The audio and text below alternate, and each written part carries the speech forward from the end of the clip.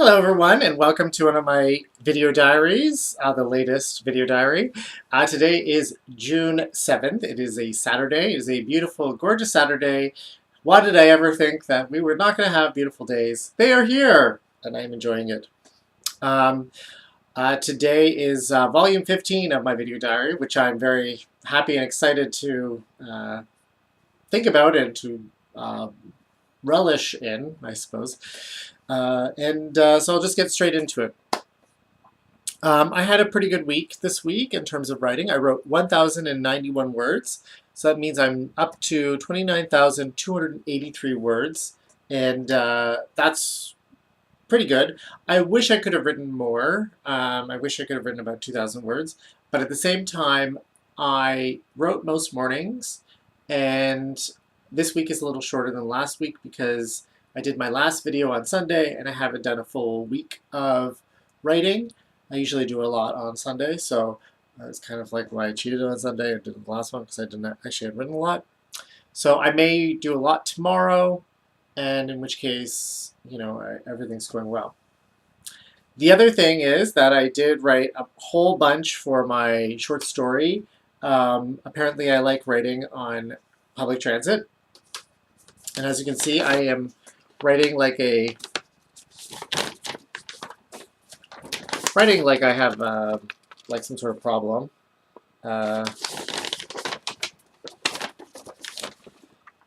So yes.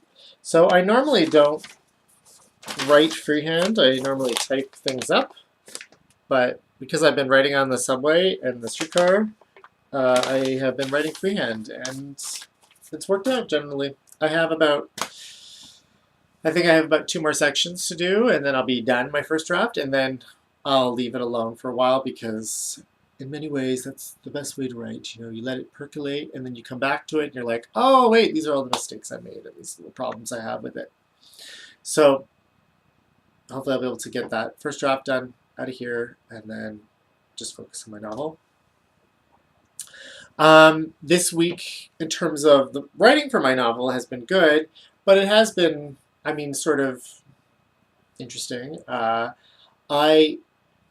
gotten to the point, I've discussed this several times. I'm in the chapter where I'm writing about a character who's about to kill himself. And, it's a topic we always want to hear about.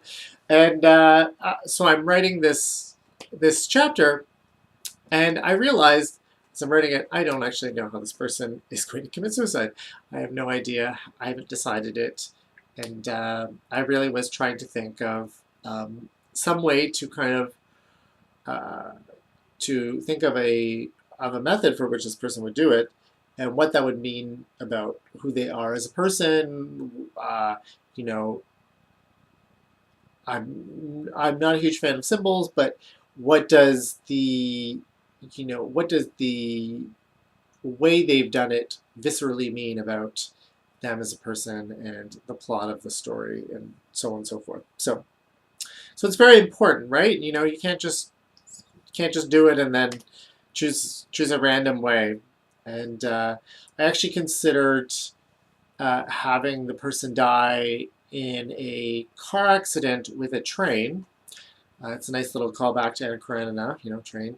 And it was actually inspired by a news report that happened this week, and it was about a gentleman who died in the same way. His car was hit by a train at a car crossing, and there was the implication that I think there's some suspicion that he may have done it intentionally. I don't know for certain. I know barely anything about this, but I do know that generally police officers think that the rate of that single car accidents are often cases of, or not often, they can sometimes be, let's not cast aspersions or anything like that, they can sometimes be caused by suicide. That a car crash is often a way that someone commits suicide because they don't have access to a lot of other things, like maybe a gun or a knife or whatever. So I think that's very interesting that we don't really think about this. a car accident being a suicide, and it would create a element of mystery about it. Like, did this person actually commit suicide, or did they just accidentally die? And I think that's interesting as well. The fact that I'm maybe leading, maybe reconsider what my actual point of my book is. Do I want maybe people to think that the person writing it, which is this, I have a fictional author writing this book. Maybe they think it was a suicide, and they've written this book to kind of convey this idea, but maybe it was potentially an accident. So thinking about that, but then I also realized that I didn't want to do that. Mainly, I can't remember why I decided not to do it. But I was also thinking about uh, famous images of death that I recently, or not, that I've thought of in the past. And I was thinking about Laura Palmer from Twin Peaks. And that, hopefully, I think it is pretty famous, image of her being found wrapped in plastic, naked, wrapped in plastic, um, on a shore, on a shore. And so, I mean, that's a great image. The image of someone almost like being treated like garbage, right? Which is shocking and horrible. And also the fact that the plastic is beautiful in a way. It makes it look like a rose around her, or like a wedding dress, and water is associated with rebirth and blah blah blah blah blah. And I think another interesting, compelling, intriguing thing about this is I was reading that when David Lynch and Mark Frost were originally developing the idea for Twin Peaks, they had the image of the girl on the shoreline, and they basically sold the entire series to the executives based upon that image and how compelling and interesting it was. And so I'm like, oh, that's intriguing. I should probably try to think of something that's similarly intriguing to put in my novel. And so I think that, a death in a car accident, although shocking and upsetting, isn't necessarily the most compelling image. So I was trying to think about it more, but as I thought about it more, I was getting a little depressed. And the reason is, as I thought about what made Laura Palmer a compelling image, it sort of made me see that it's a bit of a conservative image, in that, you know, uh, the image of a woman who has been hurt by men arouses a lot of anxiety in uh, both men and women, particularly women. Women obviously imagine themselves as a woman who's been treated in that way and cast aside. And men, I think, feel anxious about it because I think a lot of straight men think of themselves as protectors, or good men who are trying to help out.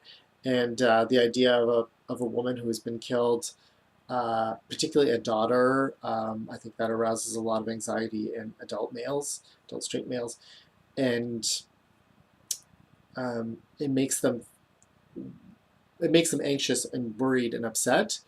And so when you tie that to the idea of, like, you're looking for who did this to her, it becomes a natural hook for why you'd be interested in learning about the rest of the storyline. And I was thinking about it, and I think that there's a problem that when you have a dead gay man, like an effeminate-looking man, um, which is what my main character is, you run into the problem that people don't feel the same sort of anxiety about it. Um, Mainly, I think, well, there's lots of reasons that I don't necessarily want to get into all of the details, because I think it's kind of an upsetting thing to think about. But, you know, it, there, I was also watching The Normal Heart recently, and there was a period where there were lots of gay men dying, and it wasn't really an upsetting image for many people. It was particularly for some people, they thought of it as a image of what should be happening to gay men. So, I that being said, I think there are powerful images from the AIDS crisis that really did change people's opinions about HIV and gay men in particular. I'm thinking particularly of the Benetton ad, the very famous Benetton ad of the man dying of AIDS and his mother and family around him, perfectly healthy, crying and looking upset. Um, at the same time, I think that a lot of viewers enter that image through the family and through a mother's love for her child, no matter who her child is. So, I mean, I think that was the most powerful part in The Normal Heart. I wasn't that crazy about the movie overall. I know I'm terrible, but I didn't really like it. I found it too didactic. But there was a powerful moment when a mother is holding the ashes of her dead son. Like she didn't even get to see her son before he died, and I mean that the image of a mother crying over her child. That's the pieta, like that's a powerful image. So, but unfortunately, I'm not going to have that. I'm not going to have the mother in my book, and it really is just about a gay man dying. So yeah, I think I've found a solution, and I don't necessarily want to tell you right now what it is. Uh, but it is something that made me think.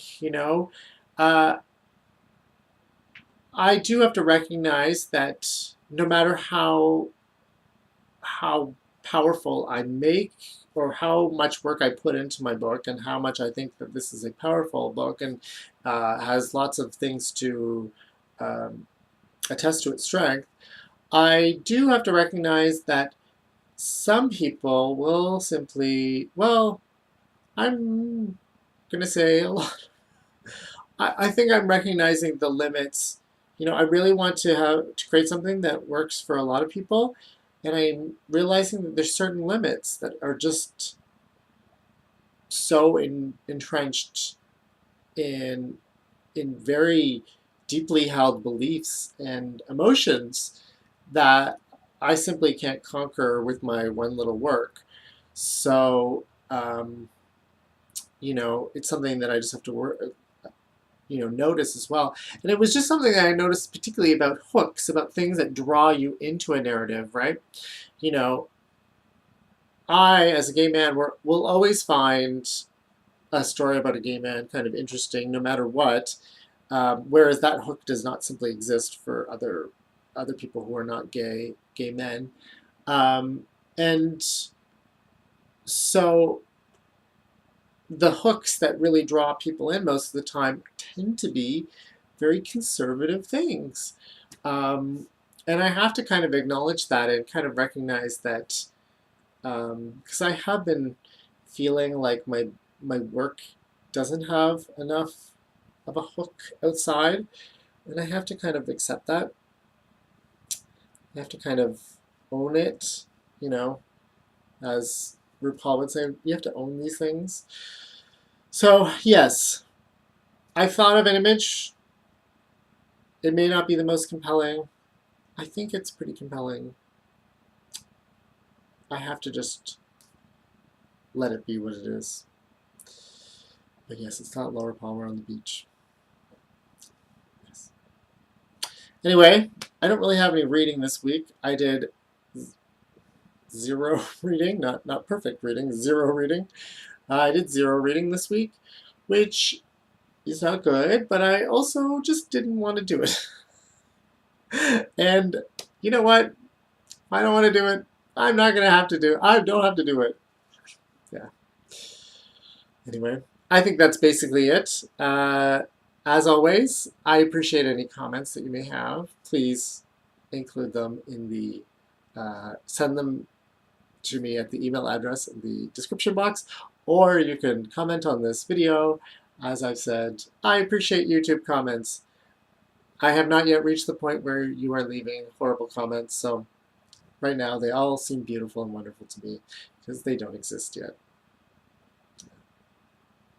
Anyway, I hope you have a great weekend. It's super lovely out there if you're in Toronto. Otherwise, I will see you in a week. Bye-bye.